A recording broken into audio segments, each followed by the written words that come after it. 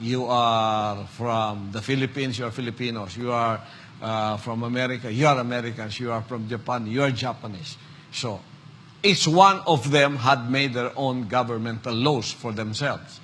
But the question is, where is God there? God is nowhere to be found in those laws. They were made by us. And God, gave us this permissive will to do whatever we want to do because we erase Him from our conscience. And even if we have the knowledge of God within us, it was not a true knowledge. It's a knowledge that is according to us. That's why many in the churches, they interpreted God according to them. According to God, this is who He is. According to God, this denomination would say, according to God, this is who He is. Even before the church age, people have already interpreted God according to themselves. Many, before the church age came, in the history of humankind, they would like to reach up to the supreme human being, to the supreme being that is all above them, because that has been inculcated within our conscience and soul, that there is somebody who is supreme above us. And so we created gods for ourselves. The Phoenicians, they created, idols and images. And the Egyptians, they created gods like the volcanoes and like the crocodiles and so forth. And so men interpreted God according to themselves. And they are still lost. And they thought that that was the way in reaching out to God. Before they die, they prepare. They know that they have a soul. They would prepare for something after they die.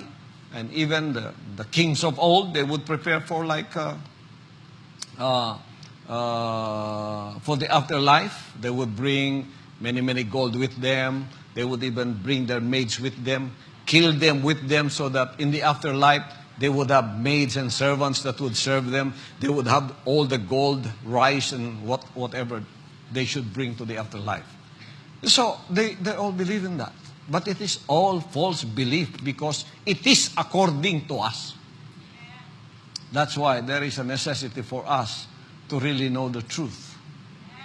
So, in the midst of all of this, beliefs, religious, and whatever, God began to talk to man through Moses, through the prophets. And then we see the Jewish age. We have displayed it there. We've seen why in the church age, 70 AD, the church age, in 2001 BC, there's the Jewish age, the calling of Abraham. God began to talk to man. And they received the commandments. But in the Jewish age, they were only able to receive the physical component of that. But the most important thing is the spiritual component. Because God is a spirit. And those that worship Him must worship Him in spirit and in truth.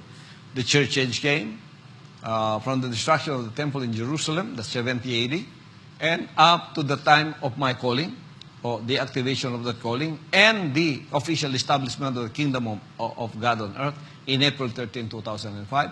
That is 1,935 years. And the Jewish age from 2001 BC to 2070 years. What is the purpose of all of that? It is to produce a son from the fallen Adamic race that will be the continuation of the original plan of God in the garden when the devil did not yet disobey, when the devil did not yet tempt man to disobey God.